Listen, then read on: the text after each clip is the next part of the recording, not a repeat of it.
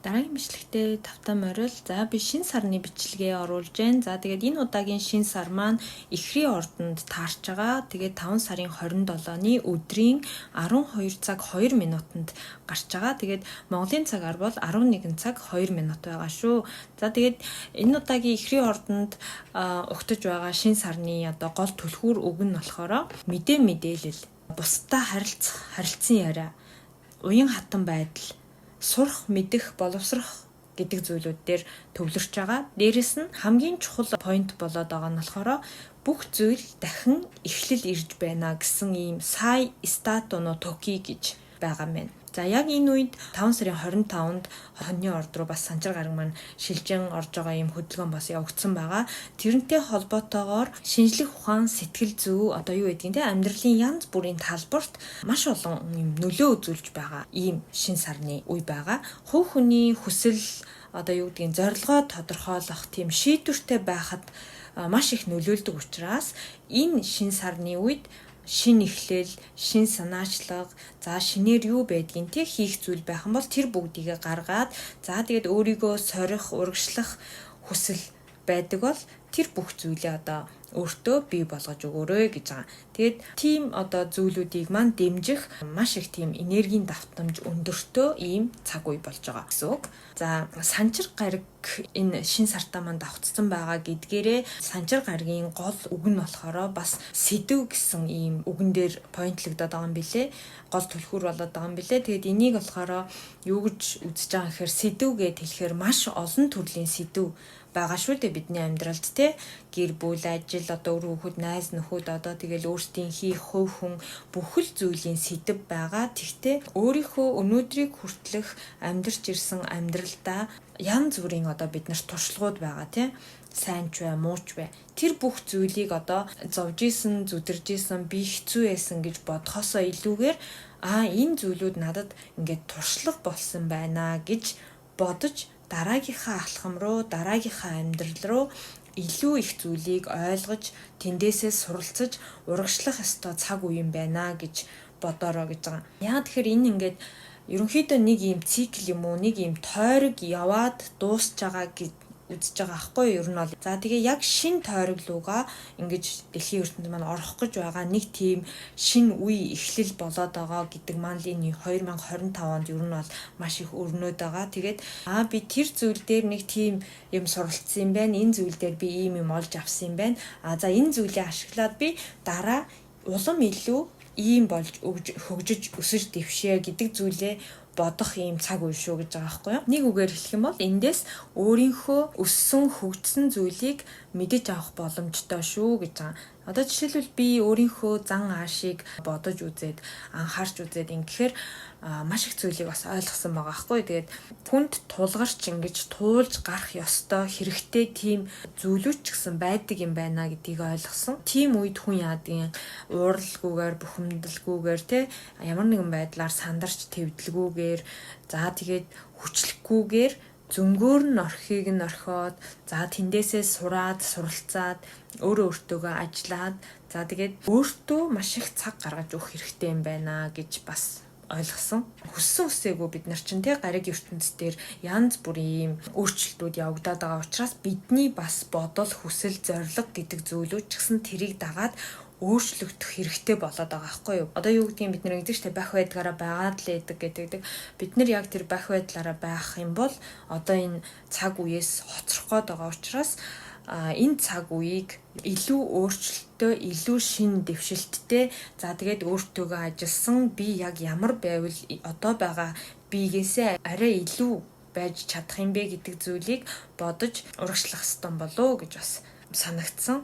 Өөрөөсөө аль болох хамтдаа хичээх, хамтдаа урагшлах, хамтрий гэдэг тийм энергийг бас гаргаж сурах хэрэгтэй болж байгаа. За шинэ сарны үеэр аль болох яарч сандарч ингэж твдэлгүй. За тэгээд тэрийгээ ч яах вэ, энийгээ ч яах вэ гэдэг юм яана гэд байлгүйгээр зүгээр нэг чийл гэдэг юм уу нэг тийм тайван амгалан, амар тайван ингэж цагийг өнгөрөөж, өөртөөгөө илүү их холбогдож, өөрийнхөө дотоод хүнтэй бас ярилцах цаг өөртөө гаргаж өгөөрөө. Тэр бол маш чухал зүйл шүү гэж байгаа байхгүй юу? Мөн юу гэдгийг хийх зүйлүүдийн үйл явц гэдэг зүйл бас чухал болоод байгаа. За ямар зүйл хийх үү гэдэг ингэхээр мэдээж яг шинэ сарны үеийн энерги учраас өөртөө гоё үгнүүд хэлэх, за талархлын дэвтрээ гоё бичих, өдөр тутамдаа ингээд аз жаргалтай байгаагаа мэдрэх зэргийг маш сайн өөртөө илүү их бүр энгийн өдрүүдээс илүү их мэдэрч өгөх хэрэгтэй тийм цаг үе юм шүү гэж.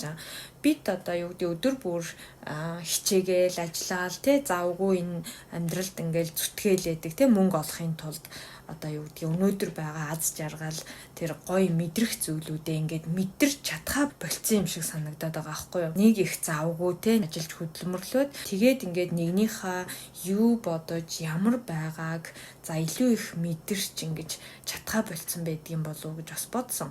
Ингээд хамтлаа сайхан нэгнтэйгээ ярилцаад те ямар сайхан юм бэ гэдэг мэдрэмж. За тэгэл одоо сайхан гэр бүлээрээ суугаад тоол идэхтэй энэ амьдрал чи ямар сайхан юм бэ гэдэг нэг тийм гоё мэдрэмжүүд байдаг да тий. Мэдээж яг хөө тэгж их мөнгө байхгүйсэн ч гэсэн өнөөдөр идж байгаа хоолоо ямар сайхан амттай юм бэ гэж мэдэрч идэхтэй. Хүслээр ингээ болохгүй тий юм дутуу байгаа ч гэсэн энэ амьдрал минь ямар гоё аз жаргалтай юм бэ гэж ингэж нэг тийм гоё сэтгэлдээ бүр яг гүн гүнзгий мэдрэх тэр мэдрэмжийг өөртөө тултал нь мэдэрч өгөөрэй гэж байгаа байхгүй юм. Ажил мөнгөөр биднэрт орлуулж болохгүй мэдрэмж гэдэг чинь маш чухал штэ. Өөртөө тэрийг ингээд мэдрүүлээд за тэгээд хажууд байгаа хайртай хүмүүстэй бас мэдрүүлэх гэдэг бол амьдрал яг бүр сайхан даа гэдэг бодлыг ингээ биднэрт яг өгдөг юм шиг надад санагдаад байдаг. Өнөөдөр ингээ бид нар уйлж ээж болно, гуниглж ээж болно тий. Гэхдээ дараа тэр одоо баяртай жаргалтай үедээ тэр баяр жаргалыг илүү их бас мэдрэх байх хүн уйлж гуниглж одоо зовлон гэдгийг бас тэгж их мэдрээгүй хүн дараа тэр баяр жаргалын амтыг нь бас тэгж их мэдэрдэггүй юм шиг санагдаад байдаг. Одоо Японы нэг үг байдаг аахгүй юу? Ку ареба раку ари гэд байдаг. Энэ үг болохоор бэрхшээл байвал дараад нь одоо амар амгалан сайхан зүйлч гэдэг юм одоо байна гэсэн үг аахгүй юу? Тэгэхээр бидний амьдрал яг одоо хэцүү бол яг тэр хэцүүгээрээ байна гэж байхгүй тий. Бүх юм ингээд ээлжилж яадаг гэдэг шиг цаг үе бол ингээд өөрчлөгдөж байдаг шүү дээ. Тиймээс яг одоо өөрийнхөө мэдрэмжийг ямар ч мэдрэмж байсан маш гоё чухалчилж ингэж өгөөрэй. За тэгээд өөрийнхөө тэр одоо ямар ч мэдрэмж байсан тэрийг ингэж өөртөө гоё мэдэрч өгөөрөө.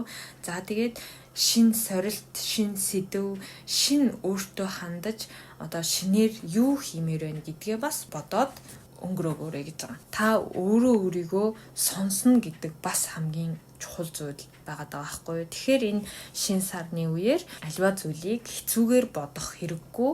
За тэгэл гэр бүл минь хамтдаа байхаараа болно доо. За тэгээд одоо юу гэдгийг ажилтаа байхад болно доо гэд ингээд тэр бүх юм гоё ад жаргалтай байна шүү дээ энэ бүх зүйл над байгаа гэдэг маань гэж бодоод за тэгээд дээрэс нь өнөөдрийн тэр жижиг хоол байдаг юм уу юу байдгийг те зүгээр сайхан гэр бүл найз нөхдөр хүүхдтэйгээ ярьж суугаад ийм сайхан мэдрэмж авдаг штэ гэдгийг л бүр тулталгүй ингээд өөртөө мэдрээд өнөөдөр амьдарч ирсэн тэр одоо амьдралынхаа болж байгаа болохгүй бүх зүйлийг эргэж санаж хэцүү гэж бодхоосоо илүү надад ямар их гоё туршлага болсон юм бэ. За би энэ байсан учраас би өнөөдөр ийм хүн болсон байх шүү дээ гэдгээ илүү их бодож өөртөө ингэж дүгнэлт хийгээрэй. Жишээлбэл би хүүхдтэй ингээд хичээлийг нь бид нар чинь зааж өгч цаг зав юу н гардаггүй шүү дээ. Тэгээд ингээд ажилтаа завгүй гэж хичээлээ хийгээд байдаг тий. Тэгтэл нэг 30 минут ч гэсэн ингээл хүүхдтэйгээ цагийг хамт өнгөрөөгөөд хичээлийг нь хамтдаа хийгээд ингээр хүүхэд хүртэл ямар тийм одоо хийх хүсэл эрмэлзэлтэй болдог юм бэ гэдгийг ч гэсэн бас харж л байгаа байхгүй юу. Тийм болохоор та бүх маань заавал шинэ өөрчлөлт гэхээр л шинэ эхлэл гээл тэгэхээр нэг томоор юм бодох хэрэггүй гэр бүл дотроо ч гэсэн шинэ зүйлийг бас эхлүүлж болох байхгүй юу.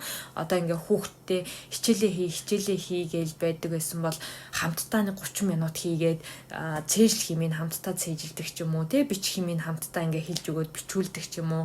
За гэр бүлийн хүнтэйгээ ингээл ярилцах зав байдгүй ч юм уу тий дор ажилтаа гэдэг ингэдэг байсан бол 7 хоногийн нэг ийм өдөр ингээд хоёр биендээ яг энэ цагт цаг гаргаж хоёлаа ингээ ярилцчихэж гэдэг юм уу. Ингээд шинэ эхлэл гэдэг маань ерөөсөө нэг тийм гоё өөрийнхөө амьдралд шинэ зүйлийг оруулах нэг ёсондоо одоо тийм дүрм гэхээр бас сони те нэг тийм дадлын зүйл болоод байгаа байхгүй юу.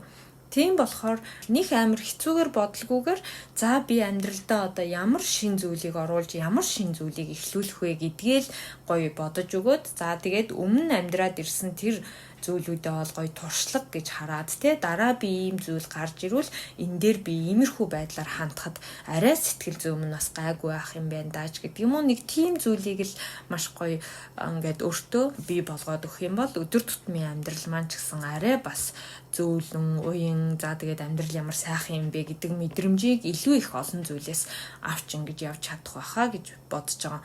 Тэгээд энэ шин сарны энерги маань одоо нэг японоор болохоор нөгөө Круто Каваро гэж байгаа байхгүй нэг бүрэн өөрчлөлт гэдэг нэг тийм утга бүхий энергиэр дүүрэн байгаад байгаа байхгүй юу. Тийм учраас өөрийнхөө одоо дотор байгаа тэр нэг хүсэл те мэдлэг, сониут зан, сонирхол одоо тэр чинь нэг ёсондоо та тэрийг ингээ сэрэхгүй бүр ингээ унтаа байдалд нь ингээ байлгацсан байгаа штэ.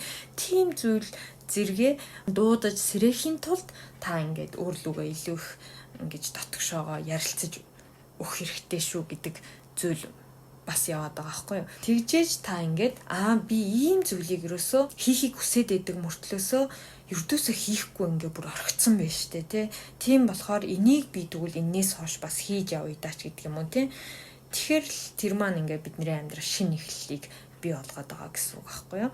Таны дотор одоо ямар тийм сониут зан, ямар тийм мэдлэг, за ямар юу хийхийг хүсдэг тийм сонирхол, за тэгээ гэр бүлдээ хийж өгөөгүй юу байдгийг тэр бүгдээ л ерөөсөө эргэж сэрээж гаргаад ингэж энэ энергийн давтамжийг ашиглаараа гэж байгаа ийм л цаг үе яагаад байгаа. Өөрийнхөө амьдарч ирсэн тэр туршлагандаа тулгуурлаад дараагийн шин өөрийгөө төрүүлж бий болгож за тэгээд амьдрал үнэхээр сайхан юм да гэдэг тийм нэг гоё мэдрэмжээр шин сарны энергийг аваарэ гэж та бүхэндээ хэлмээрэн. Тэгээд амжилт хүсье. Маш их баярлалаа. Үргэлж бичлэгийг маань сонсдог та бүхэндээ маш их баярлалаа. Тэгээд дараагийнхаа бичлэгээр дахин уулзцгаая.